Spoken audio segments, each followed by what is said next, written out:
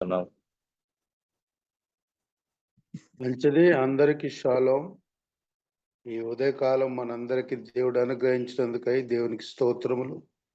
ప్రత్యేకంగా ఆయన్ను స్తుతించి ఆయన వాక్యమును చదివి ఆయన వాక్యమును ధ్యానించుటకు ఈ కృప దేవుడు ఇచ్చినందుకై దేవునికి వందనాలు. మరి ప్రత్యేకంగా మనం ఈ యొక్క ప్రస్తుతపు పరిస్థితుల్లో ఏ విధంగా మనం ఆలోచించిస్తున్నాం అనేది మనం తలంచినప్పుడు దేవుని పరిశుద్ధ వాక్యం నుండి కొరింథీయులకు రాసిన 2వ పత్రిక 10వ అధ్యాయం. కొరింథీయులకు రాసిన 2వ పత్రిక 10వ అధ్యాయము మొదటి 6-7 వచనాలు చదువుకుందాం. యేసుక్రీస్తు యొక్క సాత్వికమును మృదుత్వమును బట్టి పౌలను నేను మిమ్మను వేడుకొంచున్నాను.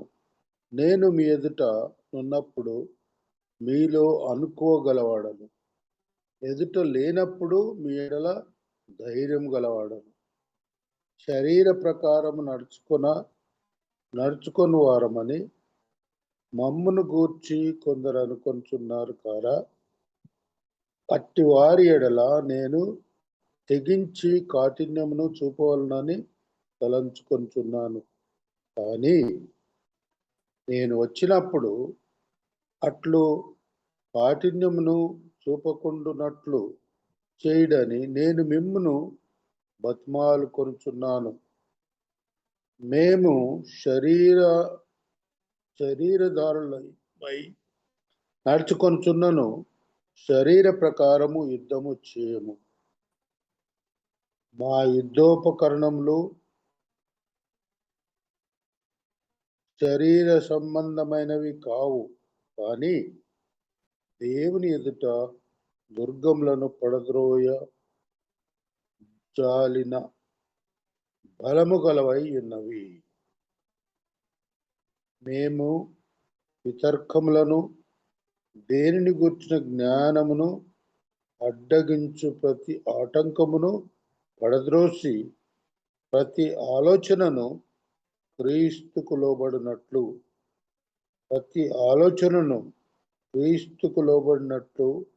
చెరపట్టి మీరు సంపూర్ణ విధేయతను కనపరిచినప్పుడు సమస్తమైన విధేయతను ప్రతిదండనను చేయు సిద్ధపడి ఉన్నాము. సంగతులను పైననే మీరు చూచున్నారు. ఎవడైనను తాను క్రీస్తు వాడనని నమ్ముకొనిన పక్షమున అతడేలా క్రీస్తు వాడో అలాగే మేమును క్రీస్తు వారమని తన మనసులో తాను తిరిగి ఆలోచించుకొనవలెను. 5వ వచనం మళ్ళీ చదువుతా. మేము వితర్కములను దేవుని గూర్చిన జ్ఞానమును అడ్డగించు ప్రతి ఆటంకమును పడద్రోచి ప్రతి ఆలోచనను క్రీస్తుకు లోబడినట్లు తెరపట్టి మీరు సంపూర్ణ విధేయతను కనపరిచినప్పుడు సమస్త అవిధేయతను ప్రతిదండన చేయ సిద్ధపడి ఉన్నాము. క్రీస్తునందు దేవుని బిడ్డలారా, ఈ ఉదయకాలముపై ఈ యొక్క మనం ఆలోచన చేస్తే ఈ టాపిక్ మనం అనుకుంటే our minds belongs to God. మన మనసులు దేవునికి చెందినవి. Our minds belongs to God. మన మనసులు దేవునికి చెందినవి అని మనం ఎప్పుడు అనుకుంటున్నాం అంటే, మనం ఎప్పుడు మనకు మనం సమర్పించుకొని మన ఆలోచనలు ఆయనపై ఉన్నప్పుడు మనం ఈ విధంగా అనుకుంటాం. కానీ ఎప్పుడు దేవుడు ఎరిగిన ప్రతి వారు యేసుక్రీస్తునందు మనం మన పాపములను ఒప్పుకొని మనం విమోచించబడి ఎప్పుడైతే ప్రత్యేకపరుచుకుంటున్నాడో అప్పుడు మనం దేవుని కుమారులము అనిపించుకుంటున్నాం. దేవుని కుమారులం అనే ధైర్యం లేకపోతే ఆ కుమారత్వంతో మనం దేవుని తండ్రి అని మనం మొరపెడుతుంటున్నాం. అని ఈ ఆలోచన ఏంటి? మన మనసులో అంటే మన దేవునికి చెందినవి అని అంటే మన ఆలోచనలు. మన ఆలోచనలు మన ఏ విధంగా ఉన్నాయి? ఇక్కడ యేసుక్రీస్తు యొక్క సాత్వికమును, మృదుత్వమును బట్టి పౌలను నేను మిమ్మల్ని వేడుకొంచున్నాను. ఆయన ముందే చెప్తున్నాడు. అంటే యేసుక్రీస్తు యొక్క లక్షణం సాత్వికము, మృదుత్వము బట్టి పౌలను నేను మిమ్మను వేడుకొంచున్నాను. నేను మీ ఎదుట ఉన్నప్పుడు మీలో అనుకోగలవాడను. ఎదుట మీ ఎడల అనుకోగలవాడు. ఎదుట లేనప్పుడు మీ ఎడల ధైర్యం గలవాడను. మనకు క్రీస్తుని బట్టి అతిశయించడం, లేకపోతే యెహోవాను బట్టి అతిశయించడం అంటే ఎట్లా అని అన్నప్పుడు, మనం కొన్ని విషయాల్లో మనం ఆలోచన చేస్తే, ఆలోచన మనిషికి ప్రతిరోజు అనేకమైన ఆలోచనలుంటాయి. నానా విధంగా ఆలోచిస్తాం. కొన్ని మంచి ఆలోచన చేస్తాం. కొన్ని కొన్ని దేవుని చిత్తానికి విరోధంగా కూడా ఆలోచన చేస్తాం. అందుకే మన మనసులు ఎప్పుడైతే ఆయన వశంలో ఉంటాయో, ఆయన విషయంలో ఉన్నప్పుడు మన ఆలోచనలు వేరుగుంటాయి. కాబట్టి మనం ఒక ఎటువంటి ఆలోచనలు చేస్తున్నాం? ఒక న్యూరో సైంటిస్టులు ఏం చెప్తున్నారంటే, ప్రతి మనిషి దాదాపుగా యావరేజ్‌గా 6,000 ఆలోచనలు చేస్తారంట. ప్రతి దినం 6,000 ఆలోచనలు చేస్తారని శాస్త్రవేత్తలు చెప్పుతున్నారు. మరి మనము ఎటువంటి ఆలోచన చేస్తున్నాం? ఒకవేళ మనం ఈ విధంగా యేసుక్రీస్తుని గురించిన ఆలోచన ఏంటి? ఆయన దేవుడు, ఆయన సత్యవంతుడు అని మనం ఆయనలో మన ఆలోచన ఆయన చిత్తంలో ఉంచుతున్నామా లేదా అనేది మనకు ఈ యొక్క వాక్యం ద్వారా హెచ్చరించబడుతుంటున్నది. అంటే ఈ దేవుని వాక్యం మనకేం చెప్తుందంటే, లోబడడం అంటే ప్రతిఘటించే ఆలోచనలు మనకు కోట్లు ఉంటాయి. దేవుని వాక్యాన్ని, లోబడాన్ని ప్రతిఘటించి ఆలోచనలు ఎన్నో ఉంటాయి.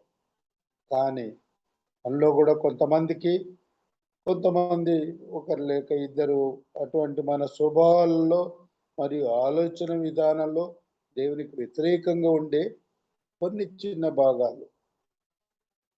అంటే కొన్నిసార్లు మనకేం దేవుడు అవసరం లేదు అని చెప్పే సంకేతికాలు కూడా చెప్పే కొన్ని సమయాలు కూడా మనం చూస్తున్నాం. దేవుడు మనకి ఏం అవసరం? దేవునితోని ఏం అవసరం ఉంటది? మనమే అన్ని చేసుకుంటున్నాం కదా! లేకపోతే చేసేటియన్నీ మనం సొంతంగా చేసుకుంటున్నాం.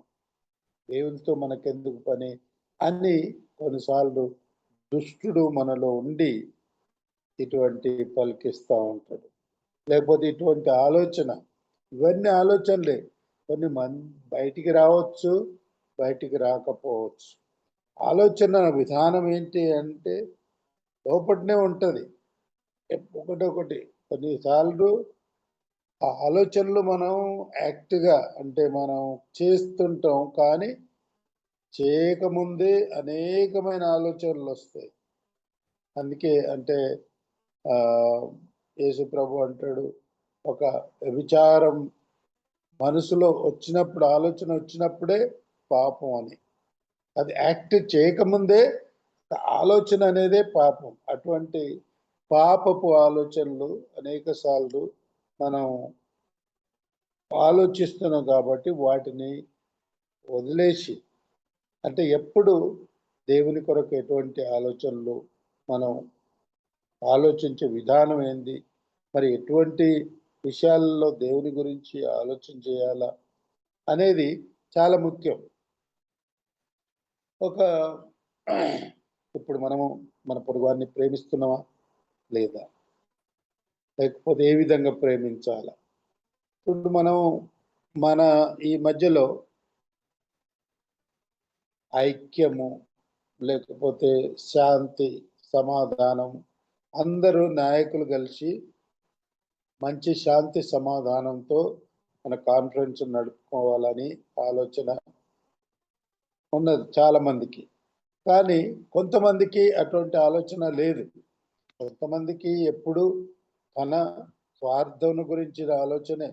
లేకపోతే నేను చేసేది అందరూ కలిస్తే చేయనియరు అనే ఆలోచన కొంతమందికి ఉంటుంది. కానీ ఏదైనా ఆలోచన మనం కాన్ఫరెన్స్‌లో పనిచేసినప్పుడు, లేకపోతే సంఘంలో పనిచేస్తున్నప్పుడు, సంఘంలో ఉన్నప్పుడు మంచి ఆలోచనలు అంటే కొన్ని అవి అను కొన్ని అవి సాధువైనవి కాకపోయినా వాటిని మనం ప్రార్థన ద్వారా జయించే శక్తి మనం పొందాలి. ఎందుకంటే మనకు కొన్నిసార్లు అనేకమైన అంటే చెడ్డ ఆలోచనలు ఎక్కువ వస్తాయి. ఏదో ఒక మనసులో ఇతరుల గురించి, లేకపోతే ఇతరులు కంటే నేను మంచిగా ఉండాలా, లేకపోతే ఇతరుల సొమ్ము నాకంటే ఎక్కువ ఉండకూడదు, కొంత దోపిడీ సొమ్ము మనకు కావాలి, అక్రమము గురించిన ఆలోచనలు అలాంటి కొన్నిసార్లు మనుషులలో ఉంటున్నాయి, మనం గమనిస్తున్నాం. మరి అటువంటప్పుడు ఏంటి మనం ఎప్పుడైతే దుష్టుని జయించాలని మనం అనుకుంటామో అప్పుడు మనకు పరిశుద్ధాత్మ దేవుడు అవసరం. పరిశుద్ధాత్మ దేవుణ్ణి మనము కోరినప్పుడు, పరిశుద్ధాత్మ దేవుణ్ణి మనం అడిగినప్పుడు మరి కొన్ని శోధనలు జయించడానికి కొన్ని ఆలోచనలు, అనవసరమైన ఆలోచనలు ఎన్నో అంటే ఇప్పుడు చెప్పడం అనకంటూ కొంతమంది ఏది లేకుండానే అసూయ, ఇంకొకరంటే అసూయ, ఇంకొకరంటే కుళ్ళుబోతుతనం ఎందుకు వస్తుంది అర్థం కాదు. మనిషిని చూస్తే అసూయ, కోపం, లేకపోతే ఇంకా అన్ని నానా విధాలుగా మనం చెప్పవచ్చు. అటువంటి ఆలోచనలు రాకుండా మనం చూసుకోవాలి. వీటన్నిటిని జయించాలంటే మనము దేవుడని మనం ఒప్పుకోవాలి.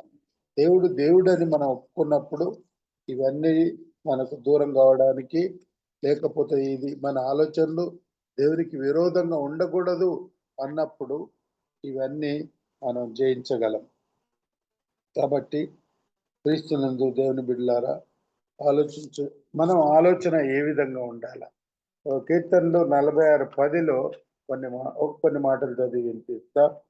ఊరకుండుడి, నేనే దేవుడని తెలుసుకొనుడి, అన్యజనులలో నేను మహోన్నతుడనగుదును. అన్యజనులలో నేను మహోన్నతుడను, భూమి మీద నేను మహోన్నతుడనగుదును. అన్యజనులలో నేను మహోన్నతుడనగుదును, భూమి మీద నేను మహోన్నతుడనగు. అంటే దేవుని వాక్యం, దేవుడు మహోన్నతుడు. దేవుడే భూమి మీద కానీ ఆకాశం మీద కానీ దేవుడు మహోన్నతుడు.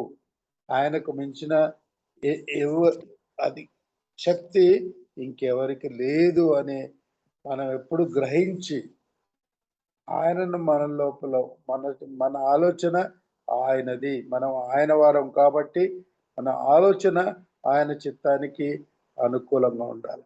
ఎప్పుడైతే ఆయన చిత్తానికి అనుకూలంగా ఉంటుందో మనం చేసే పనులలో, మనం చేసే యుద్ధంలో మరి జయం పొందుతున్నాం. అందుకొరకు ఇక్కడ 4వ వచనంలో మాట అంటున్నాడు, మా యుద్ధోపకరణములు శరీర సంబంధమైనవి కావు, కానీ దేవుని ఎదుట దుర్గములను పడద్రోయజాలిన బలము కలదై ఉన్నది. హల్లెలూయా. ఏంటి? దేవుని ఎదుట దుర్గములను పడద్రోయజాలిన బలము కలవై ఉన్నది. ఎప్పుడైతే మనం పరిశుద్ధాత్మని శక్తి మనం కోరుకుంటాం, పరిశుద్ధాత్మని మనం మన హృదయంలో ఉంచుకుంటున్నాము, అప్పుడు మనకు ఎటువంటి దుర్గాలను పడదోయజాలినంత శక్తి మనకు ఉంటుంది. కొన్ని ఛాలెంజెస్ ఎప్పుడు మనం తీసుకోవాలి. కొన్నిటికి మనం ఎదురుబాటుగా మనం వెళ్ళాలి. చేప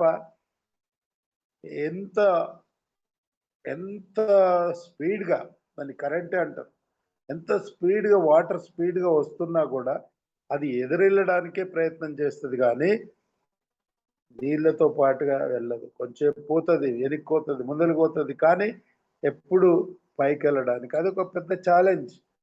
కానీ మనం జీవం గల చేప ఎప్పుడైతే ఉందో, జీవించి ఉంటుందో అది పైకి వెళ్తుంది.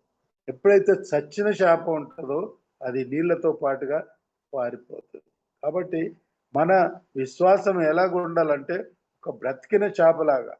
ఒక బ్రతికిన చేప ఏ విధంగా ఎదురాడి ఎదురాడి పైకి పైకి పైకి పైకి వెళ్తా ఉంటుంది. నీళ్లు దుంకే చోట కూడా నేను చూసిన వాటర్ ఫాల్స్ దగ్గర, ఆ వాటర్ ఫాల్స్ నుంచి కూడా కింది నుంచి పైకి నీళ్ళలో ఎగరడానికి ప్రయత్నం చేస్తుంది. మనకు కూడా మరి మనం ఎప్పుడైతే బ్రతికి ఉండడం అని అంటే బ్రతికిన చేప లాగా మనం పరిశుద్ధాత్మ దేవుణ్ణి మనం పొంది ఉంటామో, దేవుని శక్తిని మనం ఎప్పుడైతే పొందుతామో అప్పుడు ఒక బ్రతికిన చేప లాగా ఎదురీడే శక్తి మనకు వస్తుంది. కాబట్టి మన ఆలోచనలు మనము దేవుని స్వాధీనంలో ఉంచాలి. ఎటువంటి దుర్మార్గత లేకపోతే దుష్టాలోచనలు వచ్చినప్పుడు మన నుండి అవి తొలగించడానికి మనం ప్రయత్నం చేయాలి, మనం ప్రార్థన చేసుకోవాలి. ఇవి ఒక ఛాలెంజ్. ఎంతమంది ఇప్పుడు ఏదైనా తోటలో మనం చూస్తే సాధారణుడు సర్పం నీ దగ్గరకు వచ్చి, ఇది దేవుడు చెప్పింది, ఇది ఇలాగ దేవుడు మీకు చెప్పాడా, ఇలాగ దేవుడు చెప్పాడా, అదేమంటది దుష్టుడు ఏమంటాడు, it God really say this, దేవుడు నిజంగా నిశ్చయంగా ఈ మాటలు నీతో చెప్పిండా, అంటే పండు తినకూడదని నీతో చెప్పిండా, లేకపోతే పండ్లు తింటే మీరు దేవునిలాగానే అవుతారని చెప్పిండా? అట్లా కాదు. మీరు దేవునిలాగా కావడం ఆయనకి ఇష్టం లేక ఈ విధంగా చెప్పిండు అని ఆ యొక్క మాటలతో ఆ డెవిల్, ఆ దుష్టుడు లేకపోతే సర్పం రూపంలో స్త్రీని శోధించి వశపరుచుకుంటుంది, దేవుని నుండి దూరం చేస్తుంది. ఆ విధంగా మన ఆలోచనలు సరిగా లేనప్పుడు మరి మనము లొంగిపోవాల్సి వస్తుంది. మనం కూడా శోధనలో ఆ స్త్రీ వలె మనం పడిపోయి దేవుని సన్నిధికి దూరం అయిపోతున్నాం. కాబట్టి మన ఆలోచనలు ఎప్పుడు దేవుని వైపు నుంచి సంపూర్ణ విధేయతను కనపరిచినప్పుడు సమస్తమైన అవిధేయతను, ప్రతిదండనను సిద్ధపడి ఉన్నాము. ఎప్పుడైతే మనము సంపూర్ణ విధేయతను కనపరిచినప్పుడు సమస్తమైన అవిధేయతకు ప్రతిదండన సిద్ధపడి ఉంటున్నాం. అంటే దాన్ని ఎదురాడడానికి విధేయత ఉన్నప్పుడు అవిధేయతను జయించే శక్తి మనకు కావాలి. కాబట్టి దేవుని చిత్తం ఏంటంటే మనం దేవుని బిడ్డలముగా దేవునికి లోబడి ఉండాల. మంచి ఆలోచనలు ఏ విధంగా దేవుని మయంపరచాలా, లేకపోతే ఏ విధంగా దేవుని కార్యాలు చేయాలా, ఏ విధంగా మన జీవితాలు మరి ఈ లోకంలో మరి కొన్ని అసాధ్యమైన పరిస్థితులు వచ్చినప్పుడు కూడా మనం ఏ విధంగా జయించాల, అటువంటి ఆలోచనలు మనకు రావాలని అంటే పరిశుద్ధాత్మ దేవుడు మనతో ఉండాల. పరిశుద్ధాత్మ దేవుడు మనలో ఉంటే తప్ప వేరే వేరే విధంగా మనము జయించలేము. కాబట్టి ఇంకొక వచనం నేను చూపిస్తా. యెషయా 2వ అధ్యాయం 11, 12.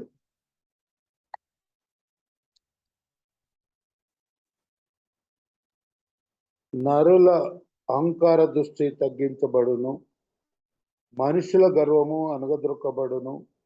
ఆ దినమున యెహోవా మాత్రమే ఘనత వహించాడు. అహంకార అతిశయము గల ప్రతి దానిని, ఔన్నత్యం గల ప్రతి దానిని విమర్శించు దినమొకటి సైన్యములకు అధిపతియగు యెహోవా నియమించున్నాడు. కాబట్టి దేవుని మాటలు మనం నమ్మి ఈ విధంగా మరి అహంకారం ఉన్నప్పుడు మనకు లాభం లేదు. అది ఆటోమేటిక్‌గా ఒక సమయం వస్తది. అహంకారం తగ్గిపోతది. గర్వం తగ్గిపోతది. కానీ గర్వం, అహంకార ఆలోచనలు అంటే ఈయనేంది నా ముందు ఇటువంటి అహంకారం, అహంకారం ఈయనెవరు? ఈయనేంది? మనం చాలా సార్లు కొన్ని యథార్థతను బట్టి మాట్లాడుతున్నప్పుడు ఎదుటి వాళ్ళు మాట్లాడేది "నువ్వెవరు?" ఒక గర్వంగా "నువ్వేంది మా ముందు" అని కొంతమంది మాట్లాడతారు. కానీ ఎప్పుడైతే మనం దేవుని పని కొరకు నిలుస్తున్నామో, దేవుని పని కొరకు నిలుస్తున్నామో, మనం ధైర్యం కలిగి ఉండాలి. అది దేవుని చిత్తం. ధైర్యంగా ఎదుర్కోవాలా. సవాళ్ళు ఇదన్నీ గ్రేట్ ఛాలెంజెస్. ఇప్పుడు మనము చూస్తున్న పరిస్థితిలో మరి కాన్ఫరెన్స్, ఎంబీ కాన్ఫరెన్స్ ఏది లీగాలిటీ లేదు. కానీ కొన్ని చేయాలంటే సరైన పనులు చేయాలనంటే ఎవరు ముందుకు రారు. ఎవరు ముందుకు రారు. ఎందుకు అనంటే భయం. పీపుల్. కానీ ఎప్పుడైతే పౌలంటాడు ఏదైతే మా యుద్ధోపకరణాలు శరీర సంబంధమైనవి కావు గాని దేవుని ఎదుట దుర్గములు పడద్రోయజాలిన బలము గలదై ఉండాలి. అంటే ఆయన ఈ విధంగా చెప్తున్నాడు. మా బలం దుర్గాలను పడగొట్టే అంత శక్తి. ఎప్పుడైతే మనం దేవుని ఆశ్రయిస్తున్నామో దేవుడే మనకు ఆ శక్తి అనుగ్రహిస్తున్నాడు. దుర్గములను పడద్రోయగల శక్తి. అంటే దుర్గాలంటే పోర్ట్స్, పెద్ద పెద్ద పోర్ట్స్ కూడా పడద్రోయగల శక్తి మనకు అనుగ్రహిస్తున్నాడు.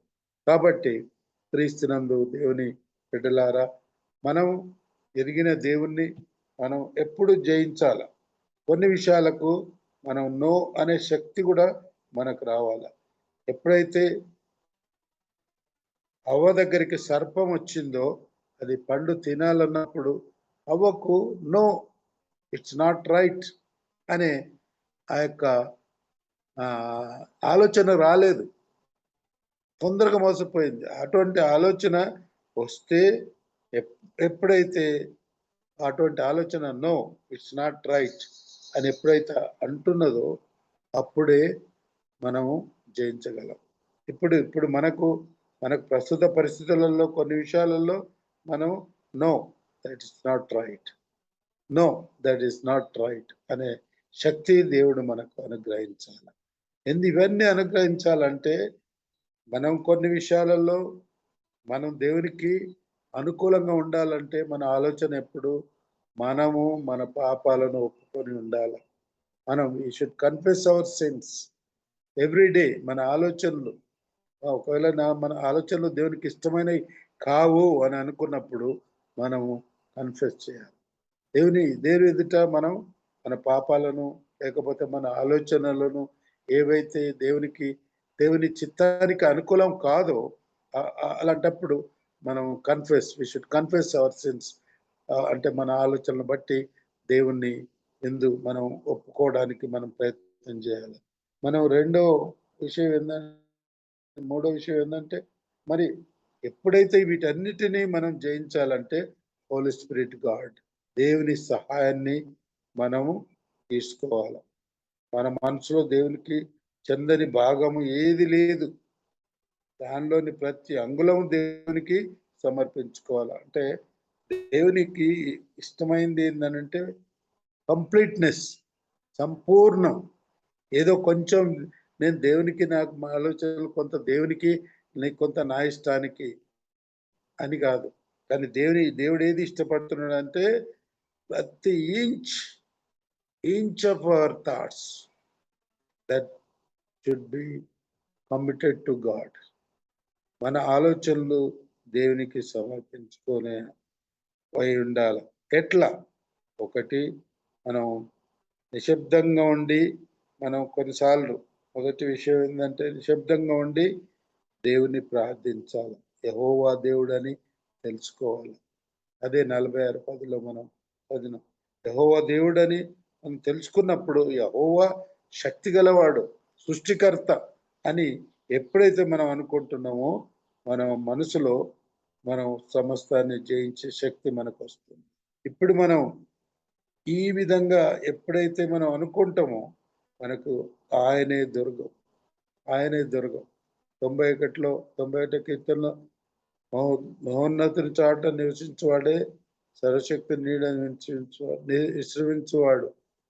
ఆయనే నా దేవుడు, నా కోట, నా నా కోట అని నేను యెహోవాను గురించి చెప్పుచున్నాను అని ఆ భక్తుడు మాట్లాడతాడు. ఆ విధంగా ఆయన దుర్గం, ఆయన పరిపాలించే మనం ఆయన పరిపాలించే ప్రజలమని మనం అనుకోవాలి. మనం నిజమైన జ్ఞానాన్ని ఎప్పుడు దేవుని గురించిన ఆలోచన మనం ఎప్పుడైతే పొందుతామో, లేకపోతే దేవుని వాక్యాన్ని చదువుతామో, అప్పుడే నిజమైన జ్ఞానం మనకు వస్తుంది. ఆ జ్ఞానం వచ్చినప్పుడు మంచి ఆలోచనలు మనకు వస్తాయి. కొన్నిసార్లు మరి వ్యతిరేకమైన ఆలోచనలు వస్తాయి, దేవునికి వ్యతిరేకమైన ఆలోచనలు వస్తాయి. మరి అటువంటప్పుడు మళ్ళీ తిరిగి ప్రభు దగ్గర మనం ఒప్పుకోవాలి.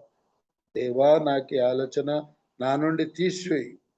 మరి పరిశుద్ధాత్మ సహాయంతో దేవుని గురించిన నిజమైన జ్ఞానంతో అసత్యపు దుర్గాలను సవాలు చేయండి. అంటే ఏవైనా కానీ అసత్యాలు లేకపోతే అనవసరమైనవి ఇటువంటివి వచ్చినప్పుడు మనము దేవుని సహాయంతో వాటిని ఎదిరించాల. అవును, కొన్నిటిని నేను చెప్పినట్టుగా అది సరికాదు, లేకపోతే no it's not right, it's not right, no అనే శబ్దం మనం నేర్చుకోవాలి. ఎందుకంటే ఎప్పుడైనా కూడా దేవుని చిత్తానికి అది విరోధము, అది నో అని చెప్పుకునే శక్తి మనం పొందాలి.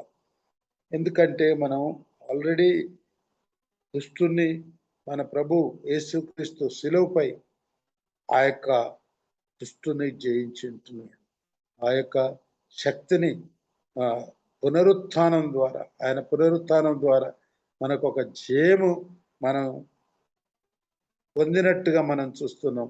మరి ఎప్పుడైతే యేసు ప్రభు మన లోపల ఉంటున్నాడో మనం కూడా అటువంటి పునరుత్థాన శక్తి మనం పొందుతున్నాం. పునరుత్థాన శక్తిని అంటే మరణాన్ని జయించగల శక్తి. పునరుత్థానం అంటే మరణాన్ని జయించిన శక్తి యేసు ప్రభు మనకు చూపిస్తున్నాడు. మనకంటే ముందుగా ఆ యొక్క దుష్టుని జయించి అతని మెడమ తల విరగొట్టి మరి మనలను ఆయన బిడ్డలుగా చేసుకున్నాడు. కాబట్టి మనం ఎప్పుడు ఎటువంటి దుష్టాలోచనలు మనం వచ్చినప్పుడు మనం ప్రభుని అడగాలి. ప్రభుని అడిగి మనం దాంతో పోరాటం చేసి, ఇది క్రీస్తు ఏ విధంగా ఆ యొక్క శిలువ కష్టాన్ని, లేకపోతే ఆ యొక్క శిలువ ఆ మిషన్, మరి అటువంటి ఆ యాగం, శిలువ యాగం చేసి మరి దుష్టుని జయించాడు.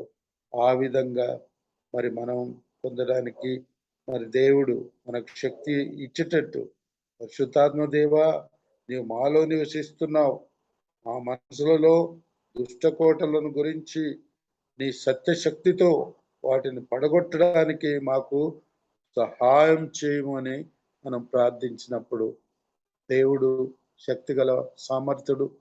ఆయన సమస్తమును సృష్టించినవాడు. నిన్ను నన్ను మరి ఆయన తన కుమారుని ద్వారా, మరి ఆయన చెందించిన రక్తం ద్వారా మనలను మన పాప నుండి విమోచించి మరి మనం రిక్తులుగా చేసి ఆయన బిడ్డలుగా కొనసాగటకు మనకిచ్చిన శక్తి ఎప్పుడైతే మనం గ్రహిస్తామో, మన ఆలోచనలు దేవుని చిత్తానికి అనుకూలంగా ఉన్నప్పుడు ఎటువంటి దుష్టశక్తులు వచ్చినప్పుడు కూడా మనకు జయించే శక్తి మనకి ఇస్తాడు. అంటే మనం ఒక సవాల్ చేయాలి. ఒక దుష్టశక్తిని ఎప్పుడు జయిస్తాను అనే ఒక సవాల్, ఒక ఛాలెంజ్ మన లోపల రావాలి. మరి ఆ ఛాలెంజ్ చేయడానికి పరిశుద్ధాత్మ దేవుని సహాయము మనకు కావాలి. ఈ ఉదయకాలం మందు మరి మనం సమకూడిన మనమందరం కూడా మరి ఈ యొక్క సత్యాన్ని గ్రహించి మరి అటువంటి ఆలోచనలు, మరి న్యూరో సైన్స్ చెప్పినట్టుగా 6,000 ఆలోచనలు యావరేజ్గా వస్తాయంట. మరి మనం ఎన్ని మంచి ఆలోచనలు దేవుని చిత్తానికి అనుకూలంగా ఉంటున్నాయో మనం గమనించి, మరి ఏ ఆలోచన అయితే దేవుని దృష్టికి విరోధంగా ఉంటున్నదో వాటిని దూరపరిచి, మరి దేవుని చిత్తానికి అనుకూలమైన ఆలోచనలు మనం చేస్తూ మన జీవితంలో మనం ఆశీర్వదించబడి మరి ఇతరులకు కారణంగా ఉండుటకు దేవుడు మనకు ఈ యొక్క శక్తి ఇచ్చింటున్నాడు. ఉదయకాలం మరొకసారి ఆ యొక్క పరిశుద్ధాత్మ దేవుడు మనందరికీ ఈ యొక్క సత్యాలను బయలుపరిచి మరి మన ఆలోచనలు మరి దేవుని చిత్తానికి అనుకూలంగా ఉంచి ఆయన్ను వెంబడించే శక్తి మనందరికీ పరిశుద్ధాత్మ దేవుడు దయచేయునుగాక. ఆమేన్.